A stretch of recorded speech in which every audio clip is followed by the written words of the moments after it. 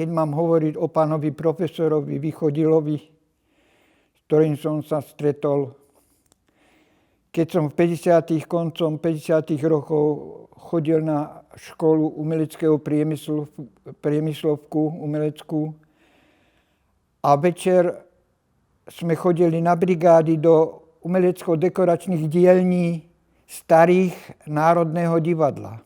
Tam som sa prvýkrát stretol pánom profesorom, ktorý vlastne to tam všetko organizoval a videl som, jak on vyzbrojil tie dielne odborníkmi, ktorí realizovali všetky tie dekorácie. Ja som nemal vtedy ani poňatie, že čo sa skrýva všetko za scenografiou. No, ja som robila v literárnom fonde a jedného dňa prišiel za mnou riaditeľ, objal ma a povedal: Ešlika, bohužiaľ sa musíme rozlúčiť, pretože máte 3 deti vonku a bol som napomenutý, že nemôžete v literárnom fonde robiť. Aha. Tak to bol začiatok, čo som sa zoznámila s Vychodilom. A nakoľko moja najlepšia priateľka bola Hubová, tá povedala, že Vychodil hľadá tajomničku, že sa opýta, že tam to není také politické, jak literárny fond, že či by som tam nemohla robiť. No tak potom som sa išla predstaviť a Vychodil. A nakoľko sa ma pýtal, či viem nejaké cudzie reči, som povedala, že viem slovenský, česky, maďarsky, nemecky, francúzsky. Tak povedal OK. Tak som nastúpila u Vychodila a bola som tam 18 rokov. Ona preto tak dlho vydržala pri tomto profesorovi. Ten pán profesor, ona vedela, on sa pozrel a ona vedela, čo on myslí. Ona až tak sa naučila pri tomto majstrovi takto žiť v tých dielňach. To si vy ani neviete predstaviť, čo ona všetko dokázala absolvovať za jeho chrbátom a čo on ani nevedel. A toto jedno, ona bola taký kilometrový znak, kde sme sa dozvedeli, ona všetko aj tak nejako potom aj riadila. A ona tak aj dirigovala za neho a on to tak usmieval a on nebol nikdy taký, že ako šéf. On bol milý šéf. A ona bola múdrá pani. Videla za roh. A toto všetko vlastne do jeho vienka Vychodilovo všetko padlo. On si ju tak vychoval, ten Vychodil, a ona jeho. Ako si mu pomáhala s tou jeho vysokou školou novou? Jak si nosila, že kedy bude Vychodil mať vyučovanie a kedy nebude, že je odcestovaný a tieto veci? Čo by som chodila vylepovať také cedule, vždycky, lebo v Prahe učil, a keď meškal, tak oni ušli. Tak som tam vždycky chodila vylepovať, či si nezaslúži, aby jeho žiaci ho počkali. Takže si to razy tam vylepovala na Panenskej ulici. Na Panenskej, na fare luteránskeho kostola. V jednom prípade mali sme školu a zrazu v tej fare spadol strop. Pán profesor, otvorili sa dvere, ako keby veľká hlava fúkla svinstva do našeho priestoru, kde sme my robili, a dostali sme strach z toho všetkého, aby nám to nepopadalo na hlavu všetko. Museli prísť hasiči a vyslobodzovať nás. A pán profesor nás zobral do dielní v dielňach Národného divadla už v novej budove. Sme mali školu. To znamená, že pán profesor mal nás pod kontrolou vlastne na zamestnanie. On bol každú chvíľu, aj keď nemal hodiny, nakúkol, čo robíme, ako sa tam pristupuje k tomu, čo nás on učí. To bolo nesmierne zaujímavé, jak on dával pozor a takto korigoval, nie tak nejako hlasite, ale takým svojím spôsobom. On nebol nikdy neagresívny, ale vždy bol tvorivý a bol to veľký umelec. To zistujem, počase som zistil, že aký on bol nesmierne hodnotný človek. On o tom dbal, aby tá jeho škola zasvietila. A tá Praha, bolo to také všelijaké, aj si nezvykla, aj si zvykla, ja neviem a to ani vysvetliť, ale bola to stále tá ťažká doba, tie 60. roky, to bolo tvrdý realizmus, ktorý on vlastne odviedol nás. Už v tej škole nám hovoril, že čo všetko sa dá nájsť v každej hre, aby to nebolo také, že čo tam napíše autor, že je to izba, tam je stôl a stoličky, ale aby to povedalo vlastne, že prečo sú tie stoličky a prečo je to v izbe a prečo to je tam. A to môže byť aj v pivnici a ja neviem čo všetko, to je scenografia neostala na jednom bode a dostávalo to rozmery. Každý ročník doniesol do jeho školy iný rozmer scenografie. To mal on všetko v svojom koncepte svojho videnia scenografie slovenskej a dielne Slovenského národného divadla.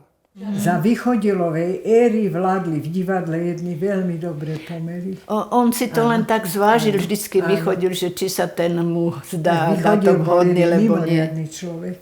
Áno, on bol zvláštny, on jak z iného sveta bol. Nekonfliktný, slušný, aký sa dneska ani nerodia. Medzi nami boli obrovské kamarátstva a denne sme sa museli stretnúť. Viete, to bola iná doba. A hlavne to divadlo, ktoré on usmernil svojimi prácami a svojou tou celou novými dielňami, on doniesol iný vkus do tohto divadla. A to sa nestalo také nejako, že od dneska to sa rodilo postupne, lebo tá politická klíma vtedy a všelijakí tí národní umelci a tí zaslúžili umelci a tí režiséri, mne sa stalo, že na škole som ešte robil s Borodáčom slovenskú klasiku. A nikdy ja na Borodáča nemôžem tiež zabudnúť. A on mi hovorí, ty poď ten scenárius, sem si sadni. A on mi povedal, máš papier? Mám, tušku daj mi. Tak tu sú dvere, tie dvere sa vymenia za okno a to okno budú zasahoné a toto všetko, to bolo taká scenografia. A keď som to povedal pánovi profesorovi, no vidíš, on ti povedal, jak to máš robiť, takže no skús mu to inakšie urobiť, či to príjme. Aj sa tak stalo. Po premiére nechceli ľudia odchádzať. Tlieskali, plakali, Holubia Šulek. A ja mám z toho radosť, že sa ti to podarilo. Pozdravuj režiséra, moc sa mi to líbilo a mám z toho radosť, že tebe to potkalo. To bolo to také, ja si myslím, že ho to asi tešilo.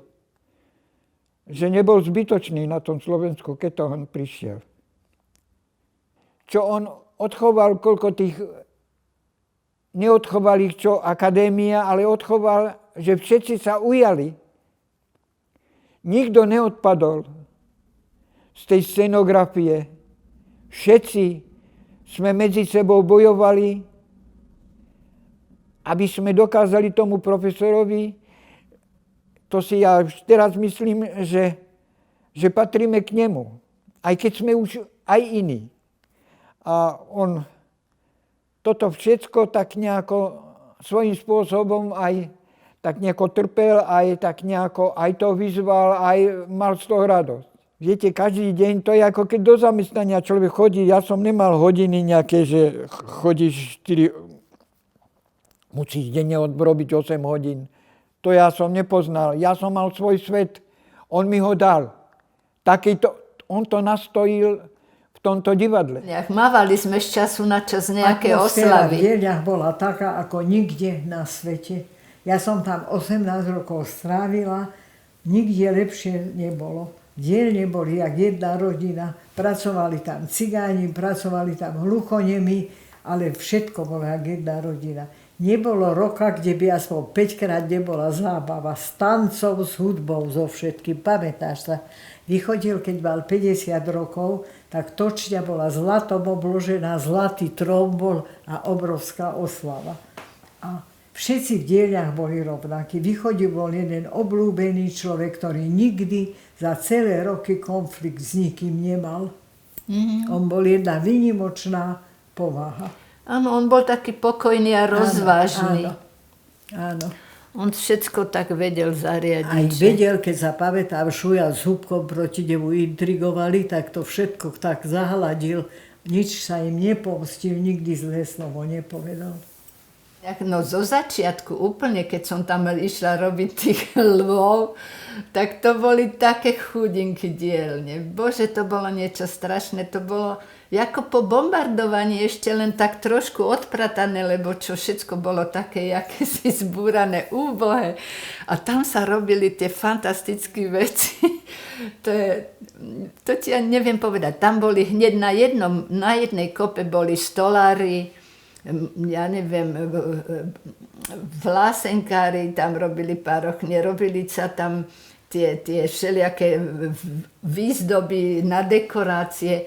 Potom tam boli veľké plachty, kde sa ešte robili také malované dekorácie. Moja priateľka táto tam tak vážne natierala, ona tak pomáhala tiež tej šupky, také sme boli obidve kamarátky nadšené pre tie dielne. No zvonku to bolo v takej malej uličke, teraz je tam postavená vysoká škola technická. No vieš, to bola Valonská ulica sa to volalo, že ma to vôbec napadlo. A to bola taká bieda strašná. A Vychodil, na tom pracoval, aby sa spravili nové divadelné dielne. Také dielne ešte som nikdy nevidel. To je veľké dielo jeho. Že mal takú predstavu a že sa mu to v Bratislave podarilo, tak to bola aj moja radosť.